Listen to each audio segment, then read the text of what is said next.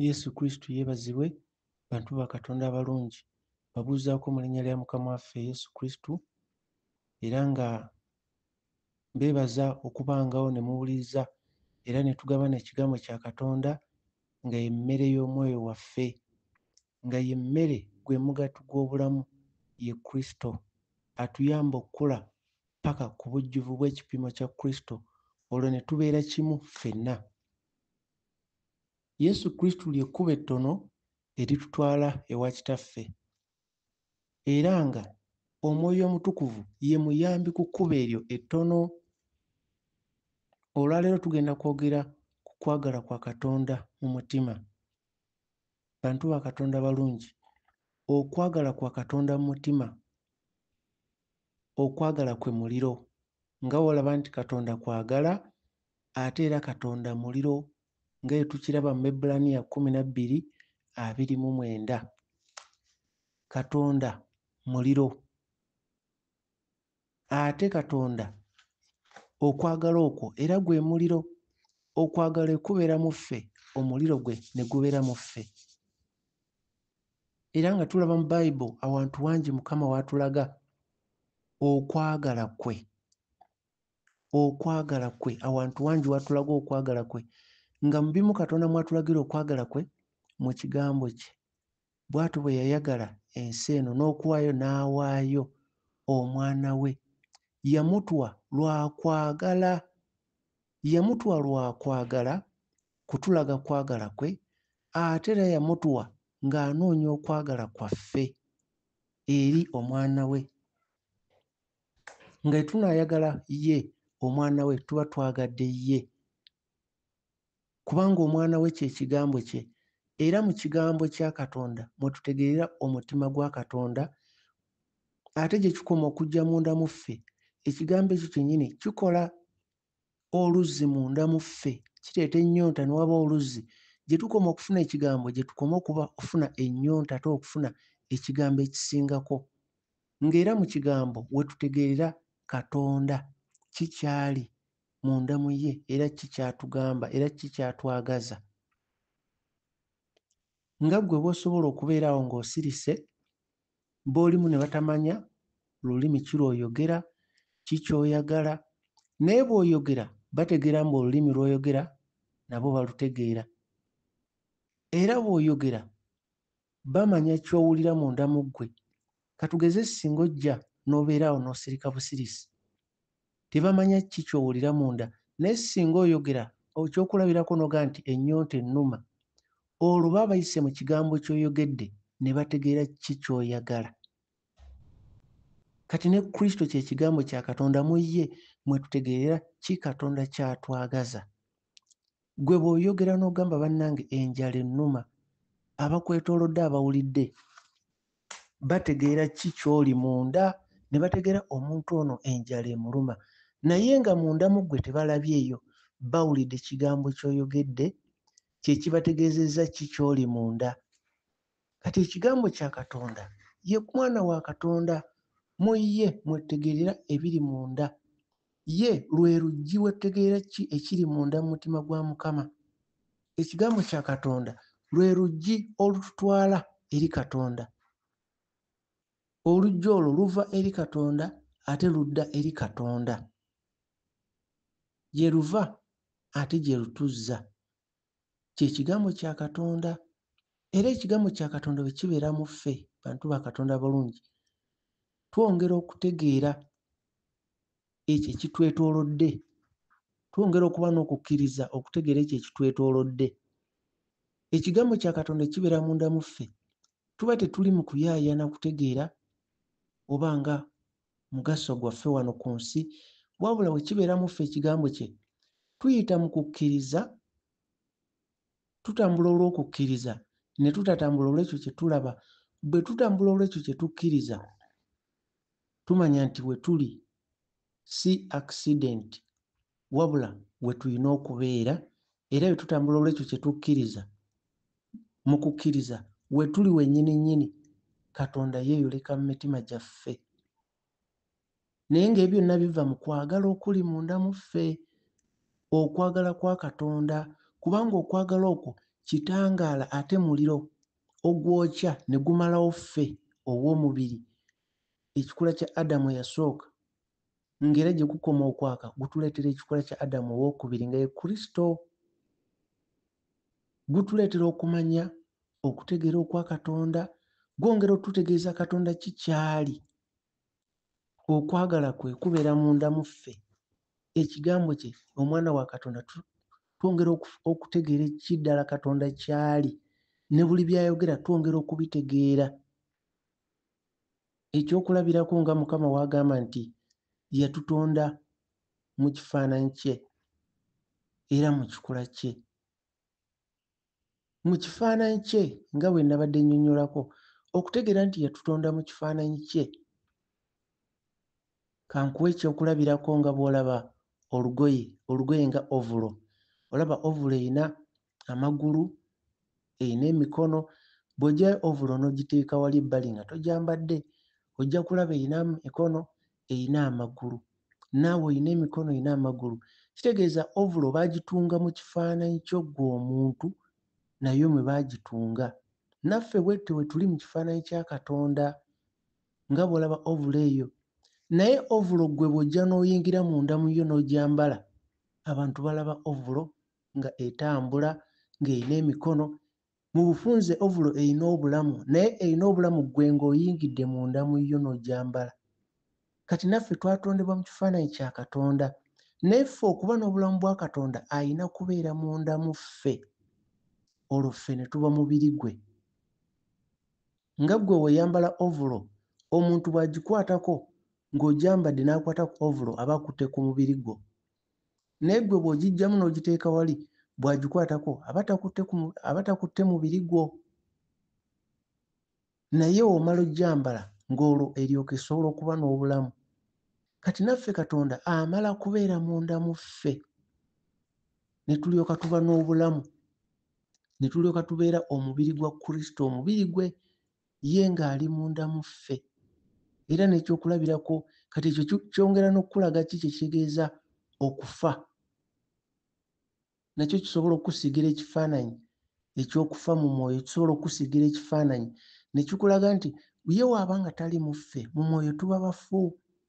Nga naawe olaba nti w'oggyamu ovulo n'ogiteeka wali, eyina emikono, eyina amagulu, naye eba terina bulamu.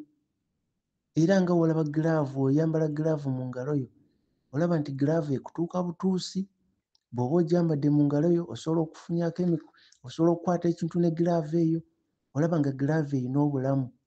Naye ggwe gw'oba otaddemu omukono gwo nga ggwe ky'okola mu ngalo zo ne giraavu ky'ekola, naye bw'ogiggyamu n'ogiteeka wali terina bulamu.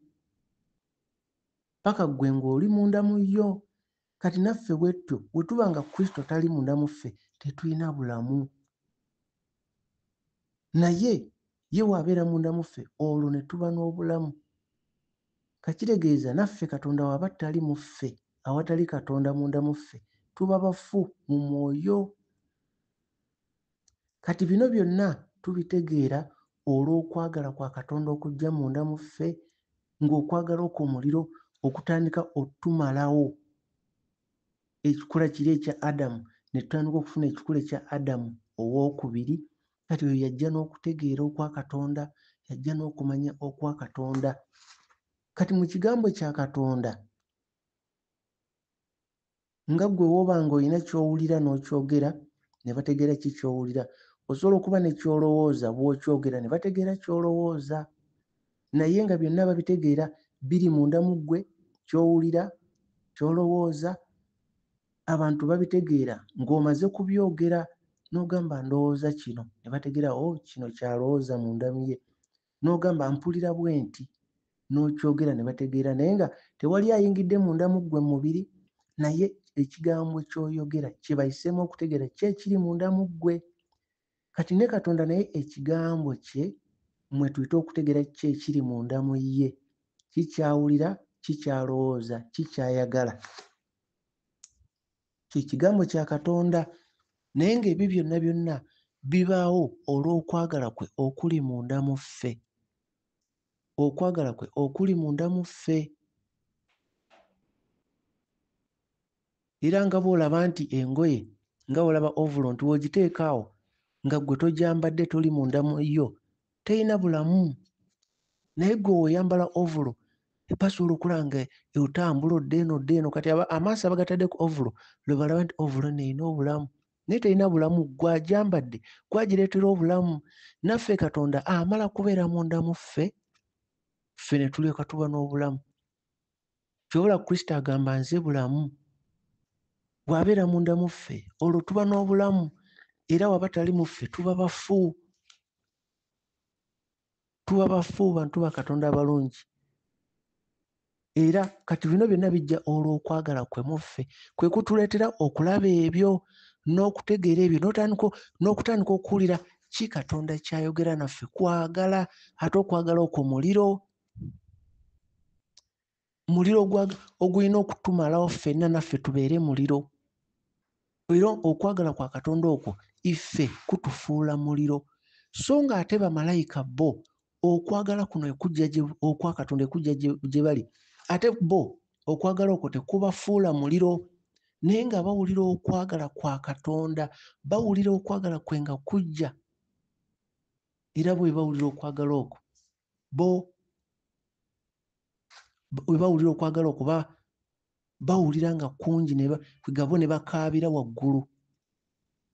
Bamalayika bo bakaabira waggulu nga bagamba oli mutukuvu, osaanidde, oli mutukuvu, oli mutukuvu.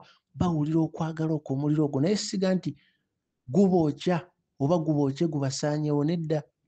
Naye bawulira nga okwagala nga kubayitiriddeko, okumyansa nga kubayitiriddeko, nga bawulira nga kungi. Era abamu beebikka nako, beebikka mu maaso ne beebikka n'ebigere olw'entiisa eyo, olw'okwaka okwo okungi. So nga ate ffe twatondebwa ng'okwaka okwo we kujja ate ffe tetwebikka mu maaso. Ffe abantu tetwebikka mu maaso kuba naffe twagala tufuuke muliro. Kati ffe tuwulira ssanyu ng'omuliro ogwo gutwokya, naffe tufuuke ennimi za muliro. Kuba ffe Mukama ayagala tubeere ennimi za muliro, nga ye waali muliro naffe tubeere muliro. Naye omuliro ogwo kwagala kwe. So nga ate bamalayika bo myoyo egiweereza. Okitegeera obulungi, jjukira mu Isaaya eyasomako mu Isaaya, oba olina Bayibuli osobola okusomako mu Isaaya 6. Isaaya essuula ey'omukaaga tandikiranga ku lunyiriri 2, 3. Ojja kulaba Mukama kye yalaga Isaaya, yamulaga bamalayika abo. Isaaya 6. Isaaya 6 soma okutandikira ku 2 ojje 3, somera ddala paka ku 10. Ojja kulaba Mukama kye yalaga Isaaya, n'alaba bamalayika abo nga basemberedde Katonda naye nga bakaaba. Isaaya 6, 2 3, nga tebakaaba nti bawulira obulumi, naye nga bakaaba bali mu kusinza bagamba oli mutukuvu, oli mutukuvu, oli mutukuvu, you are holy, holy, holy. Nga bakiddamu. Lwaki? Kubanga ekyo baali tebakiraba bulabi obutukuvu bwe, wabula nga babuwulira bujja bonna ku mubiri gyabwe nga bawulira obutukuvu obwo. Y'ensonga lwaki beebikka. Isaaya 6, 2 3 ojja kulaba nti beebikka n'ebiwawaatiro ku maaso, ku bigere, kubanga bawulira obutukuvu bujja gye bali, bubayingira omubiri gwonna. Era ye Isaaya bwe yakiraba, olaba Isaaya 6:5, Isaaya bwe yakiraba n'agamba zinsanze nze, situukiridde, mbeera mu bantu aboonoonyi, saanye kubeera wano. Naye malayika ye we yakiwulira yagenda ku muliro wali. Yagenda wali ku muliro,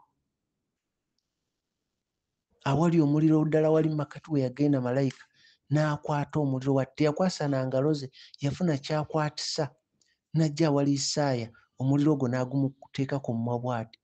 Kubanga malayika tamuteeka Isaaya ku muliro nti amwokye, wabula amanyi nti Isaaya yatondebwa kubeera naye muliro, kyeyava amuteekako omuliro. Era olwamuteekako omuliro bw'ati, ojja kulaba Isaaya 6 awo, olw'omukaaga olaba olw'omusanvu, olwamuteekako omuliro, Isaaya amangu ago n'atandika okuwulira eddoboozi lya Mukama, Mukama ng'abuuza ani gwe n'atuma.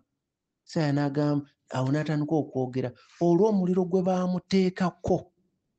nga kitegeeza nti okwagala kwa Katonda, kuba okwagala kwa Katonda muliro, Katonda kwagala, Katonda muliro. Omuliro gwe gujja gye tuli, okwagala kwe kweyongera gye tuli mu mitima gyaffe, tutandika okuwulira eddoboozi lya Katonda, tutandika odyawula. So ng'ate abalala abatannaba kufuna ekyo bajja kutunula nga tebalaba, bawulire nga tebategeera, bawulire ng'emitima gyabwe mizito nnyo okuwulira n'okutegeera ebya Katonda. Naye guno omuliro gwe gwongera okutwokya ne tuwewuka. Omuliro ogwo, kubanga omuliro ogwo ate kwe kwagala. Kati bino ebintu biri mu ngero naye nga birina amakulu ag'omuwendo, kuba ffe tulina kubeera muliro. Kyova ojjukira abaweereza ba Mukama bali abasatu, Mesaki, Shadrack ne Abednego, abaali mu muliro, abasatu nabo nga muliro. Kati ffe ekyo Mukama kye yatondera tubeere ekyo, era ng'okwagala kwe kujja mu mutima gwaffe. Nga bw'olaba Isaaya 6:7, olwamuteekako omuliro ku kamwa ke, malayika n'atandika omubuulira, Isaaya n'atandika okumanya mu ye nti ekibi kye kiggiddwawo. Jjukira okwagala, Yesu yatugamba okwagala kubikka ku bibi bingi. Katula tekyawukana ne kino, Isaaya olwamuteekako omuliro n'amanya munda mu ye nti ekibi kye kimuggiddwako, olw'omuliro ogwo gwamuteekebwako. Kati ffe abasinza tulina kubeerera ddala mu makkati mu muliro ogwo nga naffe tuli muliro, kuba jjukira Lusifa eyali yatondebwa nga musinza yatambuliranga mu mayinja ago ag'omuliro ku lusozi olw'omuliro, bamalayika abalala bangi nga batya n'okutuukayo. Kati ffe abaatondebwa tudde mu kifo kye tube nga ffe basinza, naffe tulina kubeera muliro, naye omuliro ogwo kwe kwagala. Kyobula Mukama atugamba mu Bebulaniya 12:29, Katonda waffe muliro ogwokya, naye gutwokya tumalibwewo ekikola kya Adamu eyasooka tubeere oyo Adamu owookubiri. Kati bo bamalayika abasemberedde Katonda nga bw'olaba mu Isaaya 6:2 n'olwokusatu, bo buli kiseera bwe bawulira omuliro guno nga gujja gye bali, babeera bagamba oli mutukuvu, oli mutukuvu, oli mutukuvu, you are holy, you are holy. Nga bawulira omuliro guno, bawulira entiisa eno ng'ejja gye bali. Ate bo abatalina kubeera muliro, kyova bo beebikka, ne bakwata ebiwaawaatiro byabwe ne beebikka ebigere, ne beebikka feesi, nga bw'olaba mu Isaaya 6:2 n'olwokusatu. Naye ffe tulina kubeera muliro, naye omuliro guno kwe kwagala. Kati okwagala kwa Katonda gye kukoma okujjula mu mutima gwaffe, tufuuka ddala ekyo ye kyali kye tufuuka, ate ng'ekyo kwagala. Twongera okujjula okwagala ye nga bw'ali bw'aba. Okwagala okwo kunoonya ffe, ate kuli mu kujjula ffe, ate kunoonya kwagala kwaffe munda. Okwagala kwaffe munda kiringa nga bw'olaba nti, kankuwa ekyokulabirako. Ekyokulabirako nti gwe kati leero singa ogenda, kampe kyakulabirako, singa ogenda oba ku kyaki yammwe gy'osabira yonna oba gy'okuŋŋaanira, n'ogenda n'emmotoka ey'ebbeeyi, oyambadde bulungi, oyina ebyobugagga oba amataka oba biki, mayumba, oyina omulimu omulungi ennyo, bonna bayinza okukwaniriza nnyo ng'era bakwagala nnyo olw'ebintu ebyo. Kati naawe mu mutima gwo tolowoozanga nti bakwagala nnyo, baagala bintu. Ng'era oyagala kutegeera ddala ani akwagalira ddala ddala, ebintu ebyo byonna sooka obyeggyeko, weggyeeko emmotoka ennungi, weggyeeko omulimu omulungi, ennyumba ennungi, okuba omugagga, n'ebirala byonna ensi bye yeegomba, byeggyeko ogende mu bantu abo, oba genda ate mu bantu abapya abatamanyi nti olina bintu ebyo, ogende nga tebamanyi nti olina bintu ebyo, olabe engeri gye banaakuyisaamu nga tolina ne bya bugagga, tolina ki, olw'onaategeera ddala nti bakwagala ng'ekyo ky'oli, si lwa bintu ebyo. Naye nga ogenda n'ebintu, bagenda kukusanyukira lwa bintu. Kati bw'oba ddala mu mutima gwo onoonya kwagala kwabwe, olabe ani ddala alina okwagala, akwagala, oba tolina kugenda na bintu ebyo. Naye bw'ogenda n'emmotoka ennungi ennyo, ennyumba ennungi ennyo, omulimu omulungi ennyo, oba ebyambalo oba ebyobugagga, buli omu ajja kujja ng'akulaga akwagala nnyo. Naye beera nga tobiina, lw'ogenda okutegeera emitima gyabwe ddala kye kiri. Kati ekyo nkwadde kyakulabirako. Yesu Kristo yaleka obwakabaka bwe, n'aleka entebe ye kwafugira, n'aleka buli kimu, n'ajja n'ajja Katonda yennyini n'ayambala omubiri, n'akkiriza abantu ne bamukuba, ne bamubonyaabonya, ye anoonya mitima gyabwe. So nga singa yajjira mu kitiibwa kye eky'eggulu ne bamalayika, buli muntu ku nsi yalivuunamye n'agamba tukwagala nnyo era ye ggwe. Ne yajja Katonda ayataddeko omubiri gw'omuntu, n'akkiriza ne bamukuba, ne bamubonyaabonya. Kati nga ky'anoonya, anoonya kwagala kwaffe ddala tumwagala.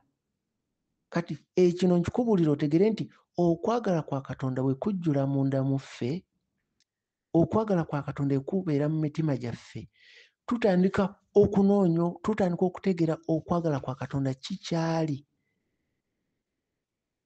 Ekigendererwa kye ki? Endaba yaffe ekyuka, n'otandika okutegeera nti Katonda tulina mwagala si lwa bintu bye, naye tulina kumwagala kuba y'asinga okutwagala. Obukakafu obulaga nti y'asinga okutwagala kyekyokubeera nti munda mu ffe buli kiseera Omwoyo Mutukuvu aba ayogera naffe ng'atulaga nti abaana bo baagala nnyo, naye olunaku lumu ogenda balekawo oba bagenda kukulekawo. Mukyala wo omwagala nnyo, naye olunaku lumu ogenda mmulekawo oba ajja kukulekawo. Emmotoka yo, ennyumba yo, ebyobugagga obyagala nnyo, omulimu gwo, naye olunaku lumu ojja birekawo oba bijja kukulekawo. Naye Kristo talikulekawo kubanga ye taggwaawo. Kati ekyo okwagala kwa Katonda kuba kuli mu kutujjukiza nti amaaso gajje ku biggwaawo, amaaso gajje ku bibumbe, ogateeke ku oyo ataggwaawo. Nga Mukama takugamba nti toyagala, sigamba nti oba abaana bo obe nga tobaagala oba omulimu gwe oba ki, naye Mukama aba akulaga nti tokkiriza baana bo, mikwano gyo oba ki kitwale ekifo kya Katonda mu mutima gwo, otuuke ekiseera nga Katonda agamba kino naye ng'ate n'ogamba kankole mikwano gyange kye baagala, oba abaana oba famire oba kino nga kikontana n'ekyo Katonda ky'aggamba. Ekyo bw'okikola olwo oba otadde mikwano gyo oba abaana bo oba mikwano gyo mu kifo kya Katonda bw'alina okubeera, kuba bw'oba ogondedde okusinga Katonda. Kati bino byonna okwagala kwa Katonda bwe kubeera mu mitima gyaffe kutandikwa okuba nga omuliro ogwo gwokya, tutandika okwetegereza tulabe okwagala kwa Katonda kujjula kutya mu ffe okusinga ekintu ekirala kyonna. Okwagala kwa Katonda kujjula kutya mu ffe kubanga okwagala kwe kupya, buli lunaku kupya kubanga oli mutonzi. Kyova olaba malayika mu Isaaya 6:2 paka 3 bo bagamba oli mutukuvu, you are holy, you are holy, you are holy, baddamu emirundi 3. Ekibazzaamu emirundi 3 kubanga baali badde bagamba oli mutukuvu, oli mutukuvu nnyo, gwasingayo obutukuvu nga waligambye holy, holier, holiest, leeta kyakulabirako, naye bagamba holy, holy, holy kubanga buli lwe batunulayo bwe bati, buli lwe bawuliriza obutukuvu bwe obujja gye bali, bawulira nti bupya buli ssaawa, ne bagamba osaanidde, oli mutukuvu. Kiringa woonaalya oba ekyokulya nga kiwooma, naye n'owulira nga toyinza kulekerawo kutendera abantu nti bannange kiwoomye, bannange kirungi, bannange kirungi, nga buli kiseera owulira ayagala kutendera abantu. Kati nabo bwe batyo bwe bali. Kati okwagala kwa Katonda bwe kuyingira munda mu ffe, bwe kubeera mu mutima gwaffe, kutandika okutuleetera okumanya okupya, okutegeera okupya, amagezi amapya. Tutandika okulaba nti tuli mu kumalibwawo okwagala, kuli mu kutujjula, kuli mu tusaanuula munda naffe tubeere kwagala, naffe tufuuke muliro ng'okwagala okwo bwe kuli. Era okwagala okwo bwe kujjula mu ffe, tutandika okuwulira Katonda kye yatutondera okubeera. Tutandika okuwulira ekyo Katonda kye yatutondera okubeera nga kye tuli. Ekyokulabirako kye nnyinza okuwa nti nga bw'olaba nti olina engalo 5, Bw'oba katugeze olina akantu akakusiiwa oba amazzi gakuyingidde mu kutu oba akantu kakusiiwa mu kutu, engalo 5 zino osobola okukwata ku ngalo yonna gy'oyagala n'otakula mu kutu. Osobola okukwata eno esooka, ey'okubiri, ey'okusatu gy'oyagala oyina eddembe. Naye bw'okwata engalo eno eya nassu entono n'otakula mu kutu, munda mu ggwe olina engeri gy'owulira nti eno ye yatondebwa okulongoosa mu kutu. Okiwulira nti eno ye kwegamba okwagala kwa Katonda kutuzza mu oda ya Katonda nga bwe twatondebwa okukola oba okubeera. Kati w'okola ekyo Katonda kye yakutondera okubeera, owulira nga kitudde mu mutima gwo we kirina okutuula. Nga bw'olaba nti engalo zo zino osobola okukosa yonna n'etakula mu kutu, naye bw'okosa eno engalo entono esembayo otakula mu kutu, owulira nti ye ntuufu erina okukozesebwa ekyo. Naye ate ekyo tokiraba na maaso go, okiwulira na mutima nti kino kye kituufu. Kati okwagala kwa Katonda kututandika okutuleetera ebyo Katonda bye yatutondera okubeera mu butuufu bwabyo ng'ekigambo kye, owulira nga kituula mu mutima gwo n'omanya kino kye kituufu. Ne muzibe atalaba asobola okkiwulira n'omutima gwe, n'ekiggala atayogera oba atawulira asobola okkiwulira n'omutima gwe. Kati bino byonna okwagala kwa Katonda kikoma okubeera mu ffe, tutandika okuwulira ebyo ebiri mu nteekateeka ye bye yatondera nga ekyo we kirina okubeera, era ggwe okimanya olw'okwagala kwe okujjudde munda mu mutima gwo. Era bw'oba tolina kwagala kwe munda mu mutima gwo, toba na busobozi kuwulira kigambo kituula mu mutima gwo, kubanga ekigambo kye ye mwana we, kye kigambo kya Katonda, kye kijja ne kituula wali mu mutima gwo, kirina okutuula. Olwo n'otandika okuwulira eddoboozi lya Katonda nga bw'olaba Isaaya, malayika kasita yaleeta omuliro n'ajja n'ateeka ku mumwa gwe, mangu nnyo mu Isaaya 6:7-8 wonna, Isaaya kwe kutandika okuwulira eddoboozi lya Katonda ng'abuuza ani gwe nnaatuma, nga omuliro gwo bamaze guteeka ku mumwa gwe. Omuliro gwo kwagala, gwe muliro. Katonda waffe muliro ogwokya. Kati okwagala kwe kubeera mu mutima gwaffe, tutandika okuwulira eddoboozi lya Katonda, tutandika okumanya buli kimu mu butuufu bwakyo, mu butonde bwakyo, era buli kimu ekitandika okubeera mu butonde bwakyo nga Katonda bwe yakitondera, olwo ntandika okwezuula nti tulina emibiri emyeru gya kitangaala. Lwe tutandika okumanya, lwe tutandika okuwulira obulungi Katonda bwe yatutondamu bwe twali tutamanyi, tutandika okufuna okubikkulirwa ebibadde bitwetoolodde buli lunaku, tutandika okulaba nti bibikkulwako tubitegeere, tutandika okumufuna obulamu bwennyini obutuufu, tutandika okwanguyirwa ebintu ng'okusonyiwa ye by'ayagala bitandika okukolebwa ku nsi ng'ebikolebwa mu ggulu. Tutandika okuba nga okusonyiwa kutwanguyira, kuba tumanya nti omwana w'ekigambo kye mu ffe y'asonyiwa, era bw'aba nga tali mu ffe tetusobola kusonyiwa. Era omwana we bw'aba tali munda mu ggwe, bw'osonyiwa oba weerimba, kuba ye y'alina obuyinza okusonyiwa ekibi. Era oyo yenna atayagala kusonyiwa, ne bamugamba sonyiwa naawe ensonga yenna oba okwekwasa, tajja kusonyiwala nsonga bweti ne bweti, buba bukakafu obulaga nti omwana wa Katonda tali munda mu ye, kuba munda mu ye omwana wa Katonda ye y'asonyiwa, y'alina obuyinza obusonyiwa. Kati oyo yenna agaana okusonyiwa aba ali mu kugamba Katonda, kwegamba bwe bamugamba nti sonyiwa n'agaana, ekituufu ky'aba ali mu kugamba aba agamba Katonda tolina buyinza busonyiwa muntu oyo. Gwe bw'ogaana okusonyiwa, munda mu ggwe oba oli mugamba Katonda tolina buyinza busonyiwa muntu oyo, kubanga omutuufu asonyiwa ye Kristo ali munda mu ffe. Era singa Kristo ali munda mu ggwe n'ogaana okusonyiwa, kitegeeza oli mu kwogera mu mubiri si mu mwoyo, kuba Kristo munda mu ggwe ye tasobola gaana kusonyiwa. Kati kitegeeza nti bw'ogaana okusonyiwa oba oli mu kugamba Katonda nti tolina buyinza busonyiwa muntu oyo.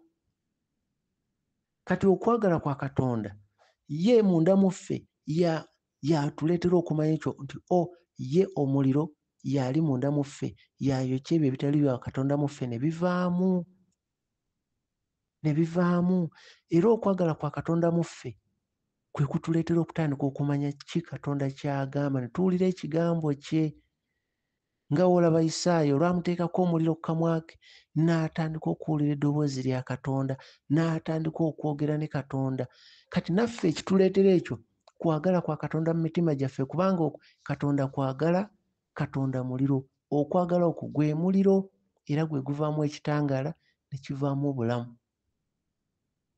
Nga bw'olaba nti naawe bw'obanga katugeze bakugambye omuntu afudde, otandika okunoonyereza omuntu ono mulamu, osooka mukwatako kuwulira bbugumu, omuntu ono abuguma.